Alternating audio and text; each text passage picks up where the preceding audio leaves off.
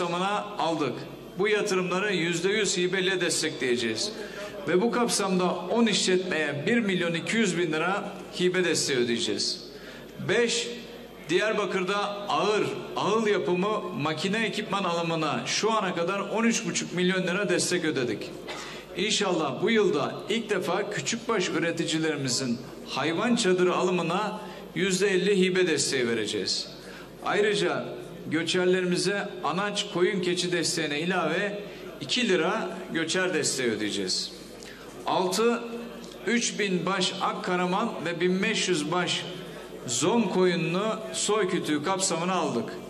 Soy kütüğü kaydı tutulan işletmelere hayvan başına 100 lira, bu işletmelerden koç ve teke alan yetiştiricilere de 500 lira destekleme ödemesi yapacağız. Yetiştiricilerimize hayırlı uğurlu olsun. Kırsal Kalkınma Destekleme Kurumumuz da Diyarbakır'da güzel işler yapıyor. Yeni kırsal kalkınma yaklaşımı projelerimizle çok sayıda sektöre yönelik projeleri destekliyor, insanımıza aş ve iş olanakları sağlamaya devam ediyoruz. Diyarbakır'da toplam yatırımı 570 milyon lira hibe tutarı 260 milyon lira olan 391 projeyi destekledik. Mesela Ahmet Yargı, Beymir Et Entegre tesisini kuran yatırımcımız. Mesela Türkan Alanko, bakliyat paketleme sektörüne girecek hanım kardeşimiz. Örneğin Canan Oğurgil, bambu masa sandalye üretimi yapan genç yatırımcımız. Yusuf İleri, Amerika'dan gelip doğduğu topraklarda süt üretimi yapan kardeşimiz. İşte onlar gibi çok sayıda yatırımcımız bakanlığımızın sunmuş olduğu desteklerden faydalanarak hem iş sahibi oldu hem de işveren oldu. Bu arada TKDK 10. başvuru çağrı ilanına yatırımcılardan da çok rağbet görmekteyiz. Bu çağrı kapsamında Diyarbakır için Diyarbakır'a ayırdığımız hibe oranı 100 milyon lira. Ama siz isterseniz daha da fazlasını ayırırız.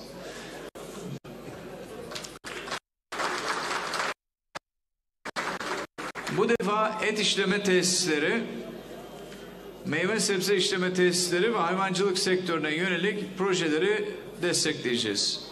Yine kırsal kalkınma destekleri kapsamında büyükbaş, küçükbaş hayvancılıkla ilgili ekonomik yatırım yapanlardan projenin kabul edilmesi durumunda 3 milyon liralık yatırımın yarısında hibe olarak vereceğiz. Basınçlı sulama sistemleriyle ilgili projelere de %50 hibe desteği vereceğiz. Şimdiden hayırlı uğurlu olsun. Bu arada yine geçtiğimiz ziyarette Sayın Bakanımızla konuşmuştuk. Et Süt Kurumu'nun tesisleri şehir içinde kaldı. Bunun da şehrin dışına çıkartılmasıyla ilgili yeni bir kombine yapımı çalışmalarına inşallah hızlı bir şekilde başlıyoruz. Orman Genel Müdürlüğümüzce bu yıl Diyarbakır'a 17,6 milyon liralık önemli bir yatırım gerçekleştirmiş olacağız. Böylece yöre halkına 102 milyon lira ek gelir sağlayacağız. Yine Diyarbakır'da 672 bin fidanı toprakla buluşturup 3,5 milyon fidan da üretiyor olacağız.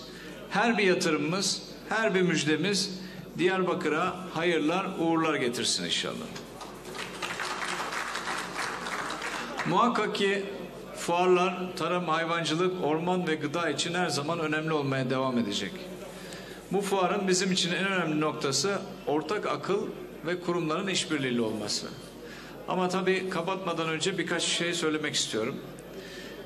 Bu Diyarbakır'a hiçbir zaman uzak değildik. Bu ikinci gelişim çok kısa bir zaman içerisinde. Biz diyeceksiniz ki Sayın Bakanım amma saydın. Bunları saydım ki aslında yaptıklarımızı bir tekrar hatırlatmak anlamında.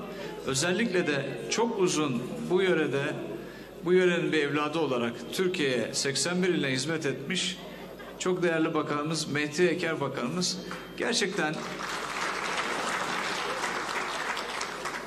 gerçekten Diyarbakır'a çok hizmet etmiş. Diyarbakır'ın bir evladı.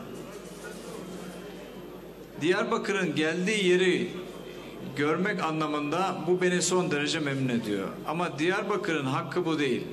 Yani 33 tane medeniyetin kurulduğu 8.000 yıldan daha fazla yaşayan bir kent için Diyarbakır veya Doğu'nun Paris'i diyebileceğimiz bir kent için Diyarbakır çok daha farklı bir yerde olmalıydı. Şükür şunu görüyorum. Diyarbakır'ın terörden arındığını görüyorum. Allah'a şükürler olsun, gerçekten Diyarbakırlıların artık iş yapma hevesinde olduğunu görüyorum. Besi organize sanayileri görüyorum. Kurulan fabrikaları görüyorum. Yatırımları görüyorum. Bizim verdiğimiz destekleri görüyorum. Bunlardan dolayı son derece büyük memnuniyet duyuyorum. Suyun büyük bir medeniyet olduğunu, hayat kaynağı olduğunu dün de Su Şurası'nda konuştuk. Mehdi Eker Bakanımız da oradaydı. Su hakikaten çatışmaları da engelleyen bir şey, hayat kaynağı. Değerli Bakan, Ilısu Profesör Doktor Veysel Eroğlu Barajı oraya yapıldıktan sonra bölgedeki 3000 olan çatışma sayısı sıfıra indi. Yani su hayattır. Su vatandır. Bundan dolayı inşallah Diyarbakır'da bundan sonra asla terörle anılacak bir kent olmayacak. Çünkü biz bakanlık olarak Diyarbakır'ın emrindeyiz. Bakanlık olarak çok değerli bakanlarımın emrindeyiz. Bundan yana hiçbir şüpheniz olmasın. Ancak benim sizden istediğim bir söz var. Mehdi Bakanımızın, bakanlarımızın, milletvekillerimizin, valimizin de elini güçlendirmeniz lazım Ankara'da. Buna söz veriyor musunuz? Bu alkış yeterli değil yalnız.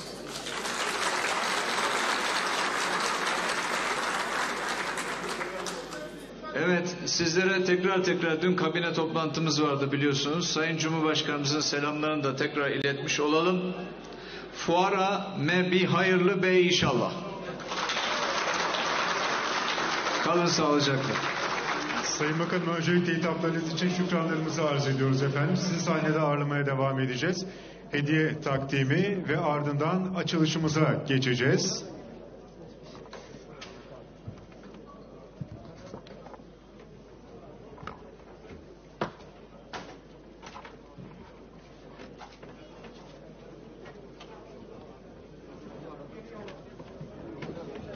Sıkıntı yok.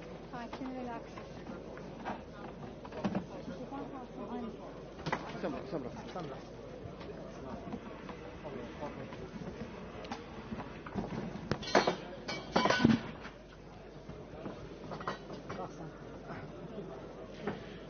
Sayın Bakanımıza hediyelerini takdim etmek üzere öncelikle Diyarbakır Ticaret ve Sanayi Odası Başkanı Sayın Mehmet Kaya'ya davet ediyorum.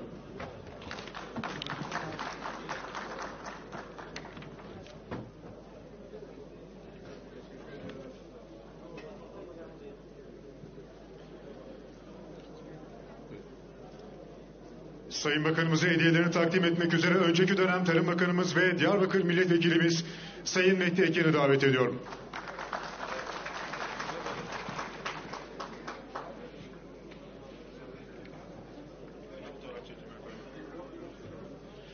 Fotoğraf çekimi için saygıdeğer protokol üyelerini de sahneye davet ediyorum.